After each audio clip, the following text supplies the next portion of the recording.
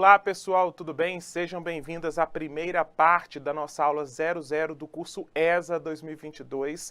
Eu sou Marco Túlio, professor de História, e nesse bloco nós vamos falar de um assunto que não é cobrado diretamente na prova da ESA, o que não deixa de ser muito importante, tá certo? E que conteúdo é esse?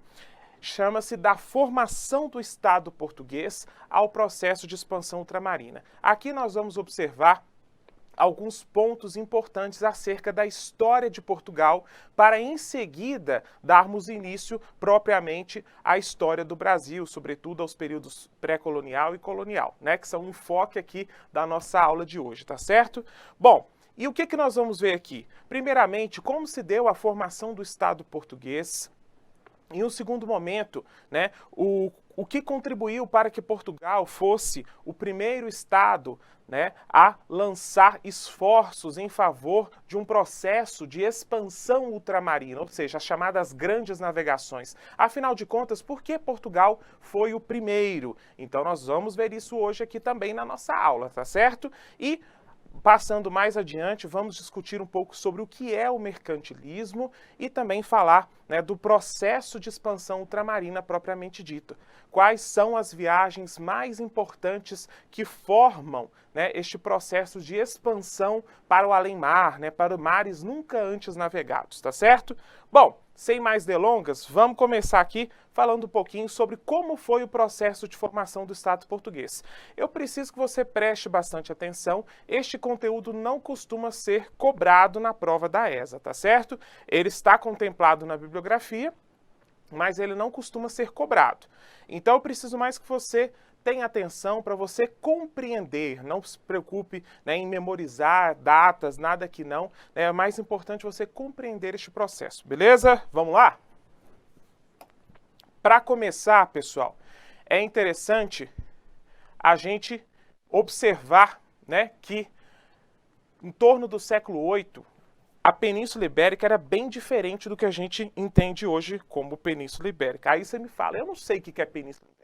É basicamente o território, né, em que hoje se encontram os atuais Portugal e Espanha. Então, este território, né, depois vou te mostrar o mapinha aqui para você vislumbrar melhor, ele não era exatamente, aliás, ele não tinha nada a ver, né, com o que a gente entende hoje como Península Ibérica. Porque ali, pessoal, no século VIII, os muçulmanos invadiram, né, essa região, partindo do norte da África, partindo ali da região do Marrocos, atravessaram o que a gente chama, né, de Estreito de Gibraltar, tá certo? E invadiram essa Península Ibérica. E lá eles formaram, né, algumas áreas de domínio que ficaram conhecidas como Al-Ândalus, tá certo?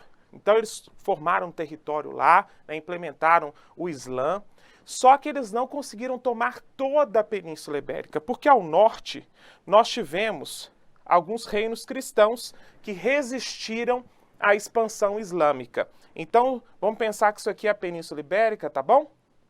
Aí e aqui está o norte da África, né? Essa região aqui é o Mediterrâneo. Depois eu vou mostrar esse mapa, tá? E aqui nós já temos o Oceano Atlântico. Essa pontinha aqui é o chamado Estreito de Gibraltar, tá? Que é a divisão entre o Atlântico e o Mediterrâneo. Bom, então nesse século VIII nós observamos muçulmanos invadindo essa região em busca de riquezas mesmo, né? E formando domínios aqui. E aí, né, eles tentaram se expandir o máximo que puderam para a região norte, né? Mas foram barrados aqui ao norte dessa região, ao norte da península, porque aqui existiram reinos cristãos que permaneceram. Eles não sucumbiram ao domínio muçulmano, ou domínio mouro, tá? Se você ouvir essa palavra também, mouro significa muçulmano, ok? Bom, e vão ser justamente esses reinos que resistiram, né, a este processo de expansão islâmica que nos séculos seguintes, né, mais especificamente aí no século XI em diante, eles vão dar início, né, a um processo que nós chamamos de reconquista, beleza? O que é isso? Simplesmente é o processo de recuperação né, dos domínios que até então estavam sob domínio muçulmano. Então esses reinos cristãos se uniram e falaram, bom, nós temos que expulsar esse pessoal. E aí eles foram forçando, né, através de iniciativas militares mesmo, e com isso, né, todo este processo de expulsão, né, que vários séculos, nós chamamos, ficou conhecido como Reconquista da Península Ibérica, ou simplesmente Reconquista. Bom, um desses, né, indivíduos que se envolveu nesses esforços em favor, né, da expulsão dos mouros ou muçulmanos foi um nobre chamado Henrique de Borgonha. Esse Henrique de Borgonha se destacou bastante na batalha contra os mouros, né? E aí ele chegou para o rei e falou, olha, estou trabalhando direitinho aqui, expulsei, né, esse pessoal, expulsei os infiéis e, né, cadê a minha recompensa? Né? Aqui nós temos que pensar, você lembra lá do feudalismo, daquelas relações, né, feudo-vassálicas, não tinha lá o suzerano e o vassalo? É mais ou menos como se esse nobre aqui fosse um vassalo lá do rei de Leão e Castela, Afonso IV. Então ele chega e fala, olha, né, eu ajudei aqui você no processo de expulsão. Aí o rei falou, não, você tem razão, vou te agraciar com o condado portucalense e ainda por cima você vai poder casar aí com uma das minhas filhas, tá certo? Então ele recebe como recompensa pelos esforços dele, né, esse condado chamado portucalense, né? A gente já consegue imaginar que desse condado vai surgir, né, alguns séculos depois, Portugal, tá certo? Bom, só que esse camarada Henrique de Borgonha permanece um tempo como conde, né, até que o filho dele, chamado Afonso Henriques, ele resolve libertar o condado do domínio de Leão e Castela. E ele se torna rei de Portugal em 1139, tá bom? Então, nesse contexto, né, no ano de 1139, a gente pode entender como o início do processo de formação do Estado português, porque aqui há uma separação dessa região do Reino de Leão e Castela, beleza? Então aqui nesse momento há essa separação. Esse camarada, né, que até então era o conde, né, o Afonso Henriques, ele se liberta do domínio do rei e se torna então rei de Portugal. E aí, né, algum tempo depois, o território que a gente entende como Portugal, ele vai crescendo, né? Eu até coloquei aqui a conquista da região de Algarve, em 1249.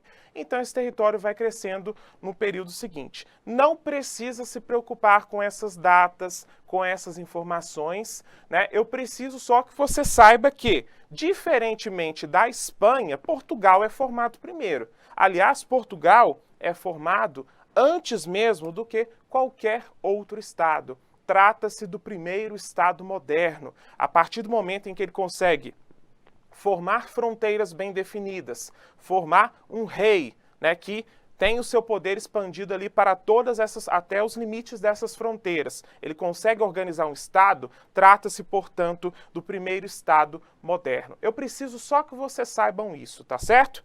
Bom, então isso foi antes da Espanha, foi antes da França, beleza? Lembra que eu falei com vocês que eu ia trazer o mapa? É esse daqui, ó. Repare só para você ver, né? Aqui nós temos o processo de reconquista da Península Ibérica. Veja só.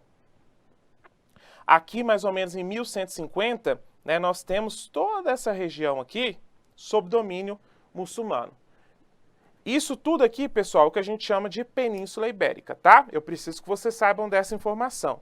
Aqueles reinos cristãos que eu comentei com vocês, eles estão aqui ao norte da península e já neste momento aqui nós temos a separação, né, do Reino de Portugal. Veja que ele forma num estreitinho, mas com o passar do tempo ele consegue expandir as suas fronteiras também, beleza?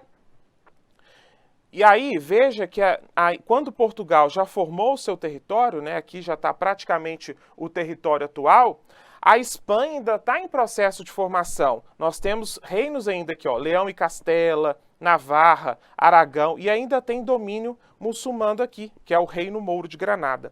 Então eu preciso que você entenda que o processo de formação do Estado português foi muito antes do processo de formação do Estado espanhol, do francês, do Estado inglês. E por quê? Porque Portugal conseguiu expulsar os muçulmanos daqui e formou o seu território. A Espanha ainda está em luta contra os muçulmanos. Ela só vai ser formada, né, esse território todo aqui, né, só vai ser unificado a partir da expulsão do último reduto espanhol, do último reduto muçulmano, que é esse daqui, né, quando os muçulmanos caem aqui. Isso foi em 1492, no mesmo ano que Colombo está alcançando a América, né, acreditando ter chegado às Índias. Então, foi um processo que se estende até o século XV, até a transição para o mundo moderno. Já o de Portugal se dá ainda na Idade Média. E aí, por outro lado, da França e o da Inglaterra também vai ser na Idade Moderna, porque são países que estão envolvidos em guerras, né? França e Inglaterra se digladiam lá, né, na Guerra dos 100 Anos. Então, Portugal teve o seu processo de unificação, de formação do Estado mesmo, muito anterior aos demais, tá bom? Essa é a informação que eu preciso que vocês levem aí para a prova. Ele consegue manter certa autonomia até 1383, só que aí morre o chamado Dom Fernando, que era o último rei da chamada dinastia de Borgonha, que havia começado lá com o Henrique, tá certo? Bom, só que como esse camarada, o Dom Fernando, não tinha deixado herdeiros, sabe o que aconteceu? No final das contas, o marido da filha mais velha dele, que era o rei de Castela, falou, bom, já que não tem rei aí, vamos anexá-los. Disse isso. E aí o pessoal falou, opa, teve gente que falou, opa, nós não vamos voltar a ser domínio, né, de reino de Castela de jeito nenhum. Então há um processo de resistência que há essa proposta de unificação de Portugal ao reino de Castela. E quem liderou esse processo? Um filho bastardo de Dom Fernando chamado Dom João, que era conhecido como o mestre de Avis, tá bom? É esse camarada com esse chapéu bonito que está aqui do lado. Bom, esse processo de resistência, no final das contas, que contou com a participação de nobres, de burgueses, né, do povo mesmo, né, chamada raia miúda, como se dizia na época, ele ficou conhecido como Revolução de Avis. Essa revolução levou ao trono esse filho bastardo de Dom Fernando, ele alcança o poder e ele dá conclusão ao processo de centralização política que havia começado séculos antes, tá bom? Então aqui, com a Revolução de Avis, nós temos a conclusão do processo de formação do Estado português e que também dá início a uma nova dinastia, né? Ou seja, uma nova família real no poder de Portugal, que é a família de Avis, tá certo? Então, aqui nós temos a conclusão do processo de centralização política com a chamada Revolução de Avis. Eu preciso que vocês saibam disso daqui também, tá? Beleza? Tranquilo? Bom, passando mais adiante, é importante a gente agora fazer uma pausa, né, e dar uma olhada para observarmos como está o mundo aqui no século XIV, no século XV. Então, né, o processo de consolidação do Estado português, ele finda ali no final do século XIV. E como que está o mundo aqui, né, na transição do XIV para o XV? O que a gente precisa saber? Bom, o Estado português está formado, né, e lá em Portugal nós temos uma nobreza que foi submetida ao poder do rei, então ela não tem tanto poder assim, né, como nobrezas feudais que ainda existem aqui em alguns territórios. O rei exerce grande influência sobre essa nobreza. Nós temos alguns grupos comerciais, né, que vão surgindo aqui dentro do Estado português, né, que alguns chamam de burguesia, tá certo? E nós temos também o próprio Estado português, que está consolidado e está em busca, né, de novas riquezas, algo que o fortaleça, beleza? Mas como que está o mundo aqui nesse contexto? É interessante a gente destacar que aqui nesse momento, o eixo econômico do mundo é essa região aqui, ó, o chamado Mar Mediterrâneo, beleza? Então, O que é o eixo econômico? É onde estão a maior parte das transações comerciais, é onde circulam as riquezas do mundo, tá certo? Então, onde que está ocorrendo esse processo? No chamado Mar Mediterrâneo. Mas aí, quando a gente diz que o eixo econômico é aqui, né, nessa área que eu rabisquei para você, não entenda que isso se dá apenas, né, no mar mesmo, propriamente dito, né? Há circulação de riquezas em todas essas regiões, conforme mostram aqui as setas para nós, né? A circulação aqui, a circulação também, né, ao redor do mar, tá certo? Isso é importante que você entenda também. Bom, mas, né, que riquezas são essas? Do que você está falando no final das contas? É nesse contexto aqui, pessoal, que nós temos um interesse muito grande do que a gente pode chamar de Europa, né, embora não haja essa identidade muito bem definida, com relação a alguns produtos que se situam, né, no que a gente entende hoje como Ásia, mais ou menos nessa região aqui. Então há uma demanda muito grande nessa região por produtos, né, que vêm dessa região. E que produtos são esses? Seda, porcelana, né, da China, tapetes persas, produtos que ficaram conhecidos como especiarias também, como perfumes, né, cravo, canela, pimenta, gengibre, noz moscada, cânfora, né? Isso aqui são o que a gente pode chamar de especiarias, tá bom? Nada mais são do que produtos de origem vegetal que possuem alto valor comercial no mercado europeu, né? E eles vêm de regiões que a gente pode chamar de tropicais, regiões fora da Europa. Então inclui cravo, canela, produtos de origem vegetal. Se a gente pensar no pau-brasil, né, que a gente vai falar mais adiante, ele pode ser entendido como uma especiaria. Se a gente pensar nas drogas do sertão, também pode ser entendido como especiaria. Embora a maior parte desses produtos sejam aqueles que vão ser utilizados na alimentação mesmo, né? São produtos que ajudam na conservação de carnes, né? Já que não temos geladeira aqui nesse contexto. Então, né, ao colocar ali algumas dessas especiarias, elas auxiliam na conservação do alimento. E também, né, tem um aroma que desperta, né, o desejo de comer, né? Tem também o aprimoramento do sabor. Então, quando os europeus tomam contato com esses produtos, passa a ter uma demanda grande por eles aqui na Europa. Beleza? Bom, passando mais adiante, então, falamos aqui quais são os produtos que estão sendo demandados, né, nessa região, na região Europa, e que vem da Ásia principalmente. Certo? Sobretudo da China, mas de outras regiões também. Dessas ilhas aqui, tá certo? Ilhas Molucas também. Bom, e aí, pessoal, como esses produtos chegam na Europa? Quem leva esses produtos?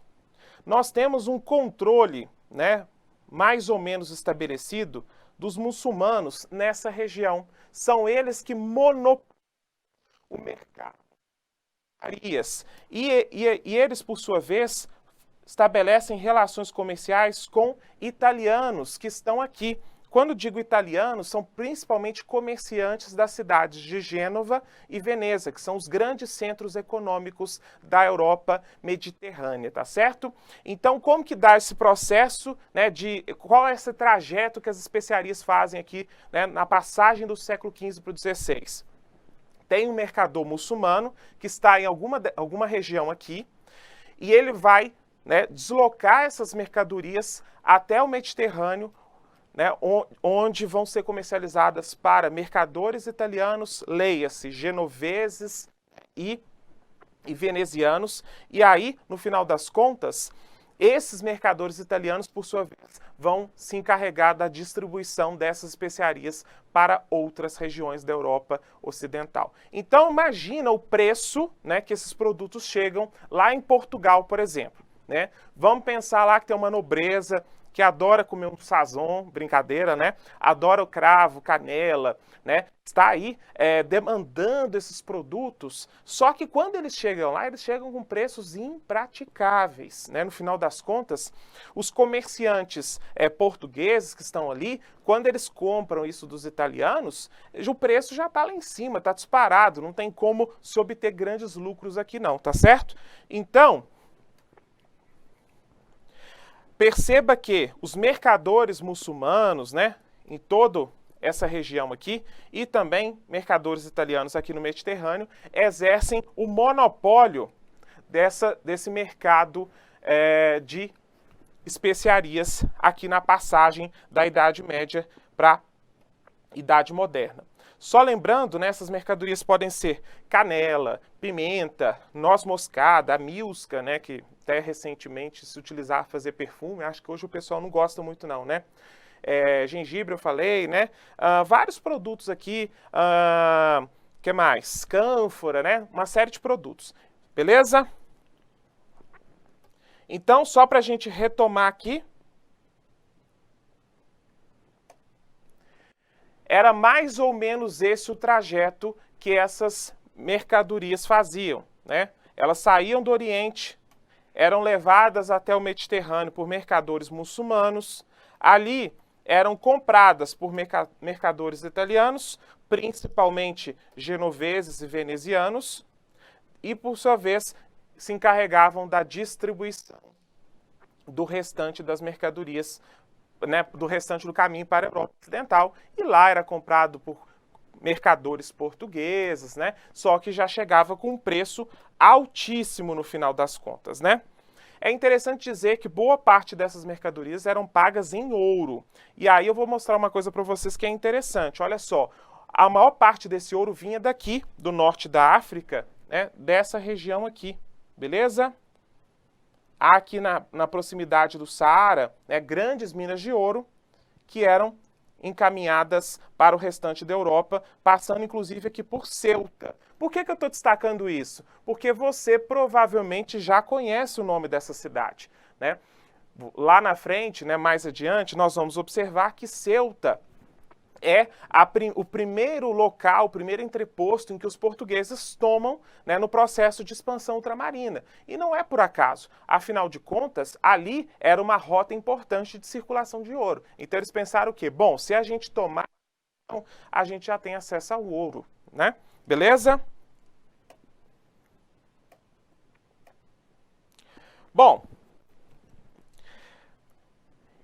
então eu disse para vocês, né, que há um interesse de comerciantes portugueses, né, da nobreza, há uma demanda por esses produtos, por essas especiarias no Ocidente Europeu. O mesmo ocorre em Portugal, só que esses produtos chegam muito caros no país. Diante disso, né, há um processo que nós vamos verificar a partir do século XIV, né, que a gente chama de expansão ultramarina, no qual se observa a busca por riquezas, não necessariamente as especiarias que vêm lá do Oriente, pode ser o ouro que vem da África. Então, nesse momento, o Estado português, né, organiza esforços para expandir a sua zona de influência para além do mar, né? Em alguma região e por mares nunca antes navegados. Há uma busca por riquezas aqui. E quais foram, no final das contas, as condições que possibilitaram este processo, né? Inclusive, Portugal foi o primeiro a fazer isso. E aí eu preciso que você saiba essas condições. A primeira delas é justamente a localização geográfica favorável de Portugal, né? Portugal se encontra ali, né, na confluência entre o Oceano Atlântico e o Mar Mediterrâneo. Então ele está muito próximo da África, né? Ele está próximo do Mar Mediterrâneo, mas o Mar Mediterrâneo está sob domínio dos mercadores italianos e ele tem boa parte do seu território, né, voltado para o Oceano Atlântico. Então, geograficamente, ele tem essa vantagem, né, e ali não há obstáculos geográficos que dificultem essa expansão ultramarina. É claro que esse aspecto por si só não explica por que os portugueses, né, se lançaram ao mar. Então eu preciso que você considere todos os aspectos que iremos mencionar de agora em diante né, de uma maneira conjunta. Um sozinho não explica tudo isso, tá certo? Bom, além dessas condições geográficas favoráveis, há o próprio desejo de novas rotas de acesso às mercadorias, né, incluindo novas mercadorias, incluindo especiarias, o ouro, né, qualquer riqueza. Então, os primeiros esforços, né, às vezes a gente tem uma visão equivocada, não são necessariamente buscando traçar uma rota, né, de navegação até as Índias. Não entenda, né, o processo de expansão ultramarina dessa forma. São né, expedições que se lançam ao mar em busca de riquezas. Tá certo? Então, no primeiro momento, vão invadir Ceuta pensando, bom, aqui circula ouro. Se a gente tomar essa cidade, a gente domina uma região importante no processo de distribuição do ouro, que é a grande riqueza que paga as especiarias aqui. Então, eles pensaram, essa é uma região estratégica. E a mesma coisa vai acontecendo adiante. Cada região que Portugal toma é em busca de alguma riqueza. Com o passar do tempo, né, eles começam, né, o Estado português começa a se dedicar a uma busca por traçar uma rota que realmente leve os portugueses até as Índias, tá certo? Tranquilo? Bom, então, as condições geográficas favoráveis, a busca por rotas alternativas também. Nós temos aqui a própria consolidação do poder monárquico, né, de maneira pioneira, né, ainda na Idade Média. Isso ajudou bastante no final das contas. Por quê? O Estado português unificado, ele já apresenta condições, né, para ele próprio, né, dar início, conduzir mesmo o processo de expansão ultramarina. Então a gente observa, enquanto Portugal começa a organizar esforços aqui no século XIV para lançar expedições aos mares em busca de riquezas, ao Oceano Atlântico essencialmente, os espanhóis estão ainda lá, enfrentando os mouros, a França enfrentando os ingleses enfrentando a França. Então os outros países não apresentam essa mesma condição de estabilidade que Portugal possui, tá certo? E aí é preciso que você se lembre sempre, o Estado vai ter um papel fundamental neste processo de expansão ultramarina, tá certo? Bom, a ausência de guerras também, né, tem a ver com esse aspecto que a gente acabou de comentar. Portugal é um dos poucos países livres de guerra. Depois que ele expulsa os muçulmanos lá e expande o seu território, ele não continua, né, pelo menos não de maneira tão incisiva, no processo de reconquista. A Espanha se volta muito mais a este processo. Então, Portugal aqui já apresenta condições, né, básicas para concentrar os seus esforços no processo de expansão ultramarina. Beleza? Mais uma vez, não se esqueça que eu preciso que você considere todos esses aspectos de maneira conjunta. E isso cai na prova da ESA com uma recorrência inacreditável, tá certo? Se tem um conteúdo que cai, é esse daqui, né, aqui da nossa aula 00. Tranquilo? Outro ponto também, né, foi o desenvolvimento de tecnologias náuticas. A gente observa em Portugal aqui um grande conhecimento, né, de instrumentos náuticos, né, de tecnologias náuticas que possibilitaram Portugal promover viagens mais longas e, claro, de maneira relativamente segura, né, já que muitas expedições acabavam não voltando, mas algumas, no final das contas, tiveram algum êxito. E que instrumentos são esses? Para começar, o desenvolvimento da caravela, né, que é uma embarcação relativamente maior, né, e ao mesmo tempo, assim, relativamente grande, né, mas menores do que outras que já existiam, e devido a esse tamanho um pouco menor, ele alcançava velocidades maiores. Temos também aqui, né, o aprimoramento das velas, tá certo? Das embarcações e também alguns instrumentos náuticos, como a bússola, o astrolábio, instrumentos que, por sinal, foram, né, aprimorados a partir do contato com os muçulmanos que se estabeleceram na Península Ibérica. Beleza? Então, esses são os pontos que eu preciso destacar. E além disso, né, algo que a gente poderia considerar aí como um outro ponto importante, que é o processo de expansão ultramarina como uma espécie de esforço nacional. Ou seja, embora o Estado seja realmente aquele que vai promover os esforços para que ocorram as grandes navegações, esse processo de expansão, nós temos vários grupos dentro do Estado português que também pensam, eu posso tirar algum proveito disso, que são quem? A burguesia, né, os comerciantes, a nobreza, a igreja e mesmo o povão, tá certo? Vamos observar este processo. Eu trouxe aqui um trecho do Boris Fausto, que nos explica, né, quais são os grupos sociais que se veem beneficiados diante desse processo de expansão ultramarina. Veja só, a expansão correspondia aos interesses das classes, grupos sociais e instituições que compunham a sociedade portuguesa. Para os comerciantes, então esse é o primeiro grupo, era uma perspectiva de um bom negócio. Para o rei, né, que não é exatamente um grupo, mas um agente importante, era a oportunidade de criar novas fontes de renda,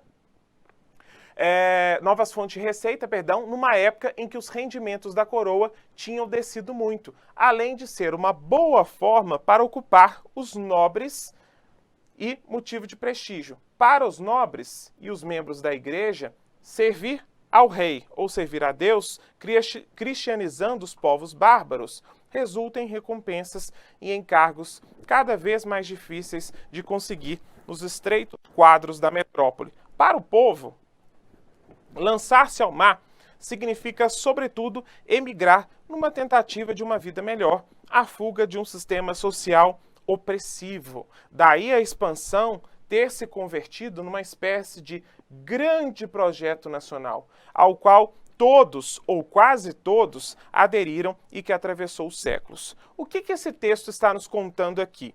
Bom, que o processo, né, que a gente chama de grandes navegações, ele foi estimulado pelo Estado português, mas, no final das contas, vários grupos sociais que existiam dentro de Portugal também o apoiaram, visando interesses particulares. No caso dos comerciantes, era uma oportunidade de obter bons negócios, né? Por quê? Eram tomados novos territórios, ali, né, se obtinha novas mercadorias ou mesmo influência em regiões onde circulavam mercadorias importantes. Então eles pensaram, bom, isso é um bom negócio para a gente. Outro setor também é a nobreza.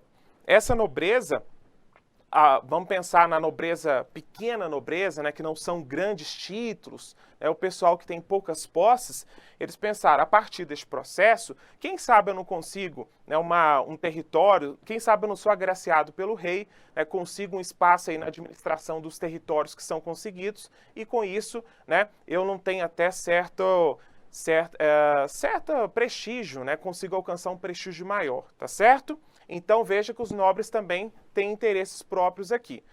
No caso também do povo, o interesse maior é a busca por uma vida melhor, né?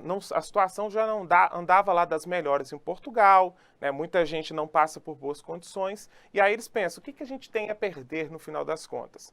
Então são pessoas que embarcam nessas expedições, né, a marujada mesmo, né, em busca de uma vida melhor, tá certo? E para fechar, temos também a igreja, né, que observa neste processo de expansão o contato com povos não cristãos e pensam, opa, nós temos que levar a fé ali, nós temos que salvar esses povos bárbaros, né, esses povos que não conhecem a verdadeira fé. Então veja que todos aqui têm interesses, não necessariamente econômicos, mas têm interesses, beleza?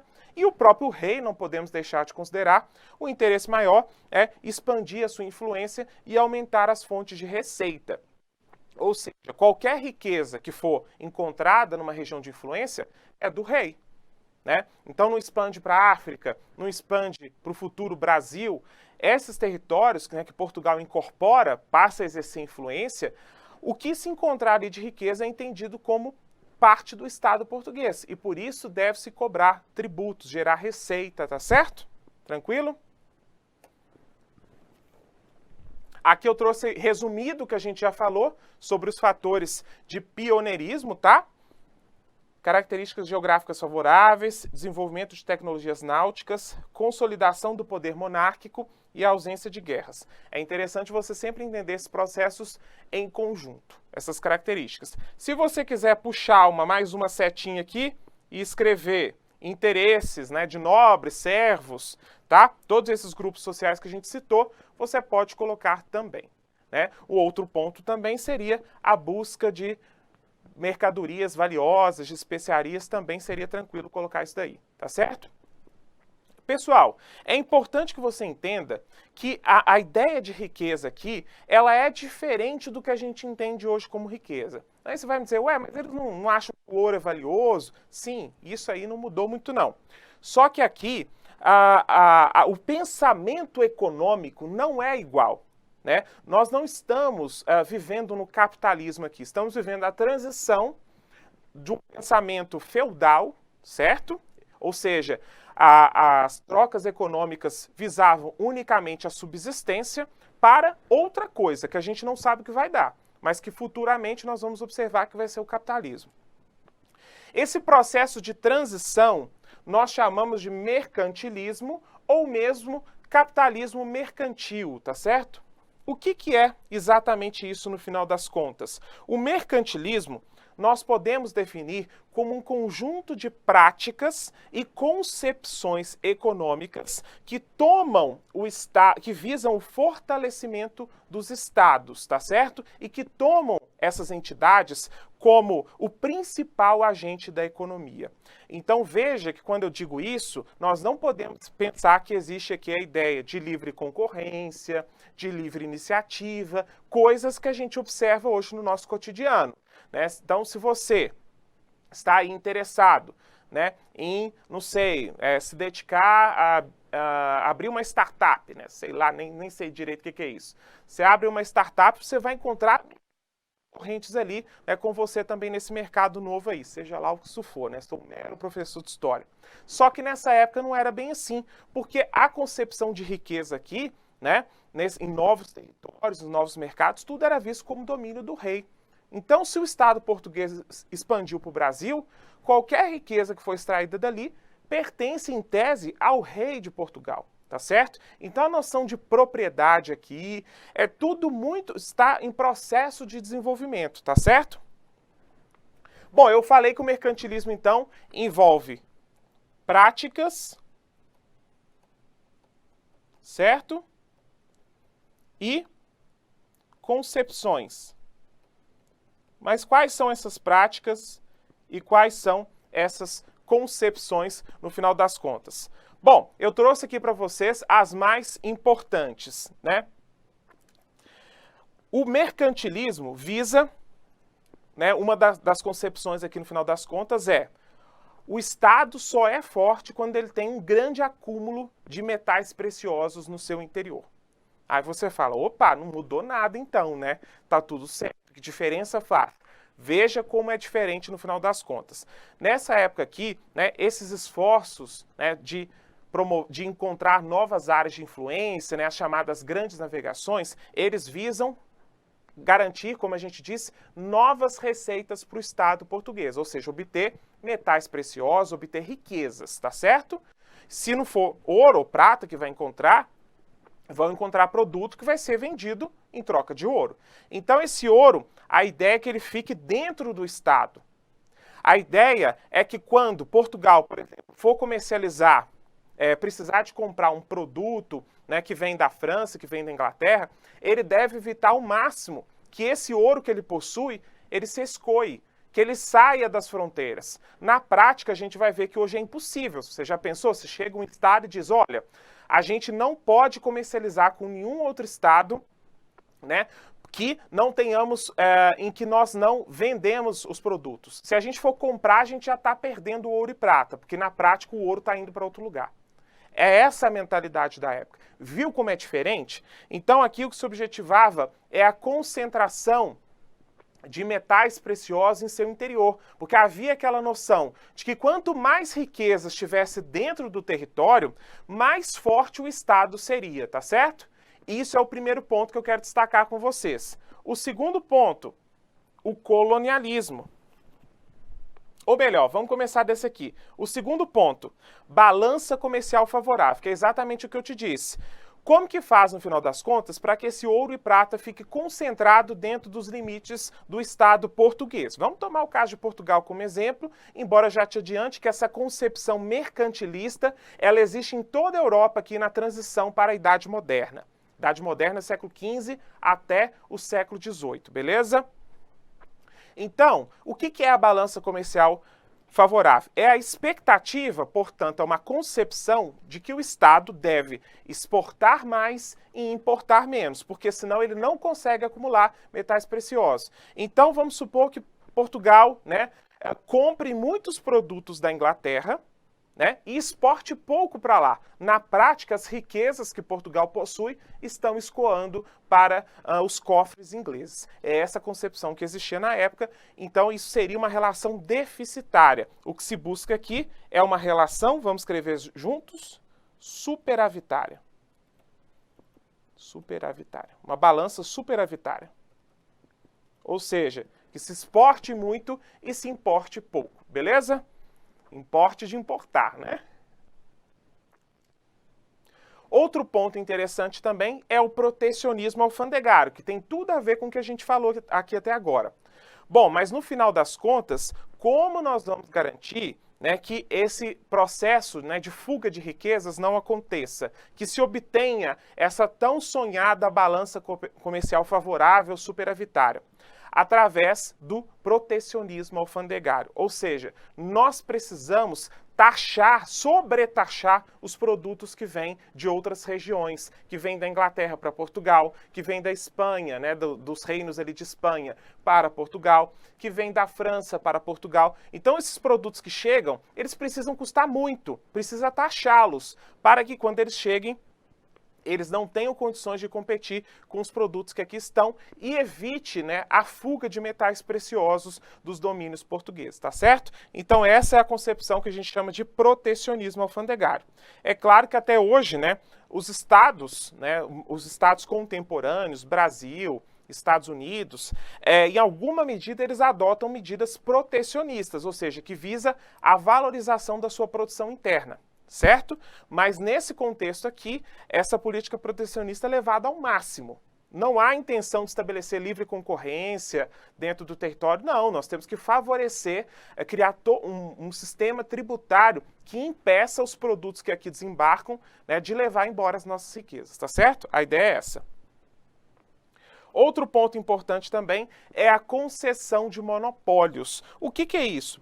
Vamos pensar aqui no pau-brasil, que a gente já vai falar mais adiante.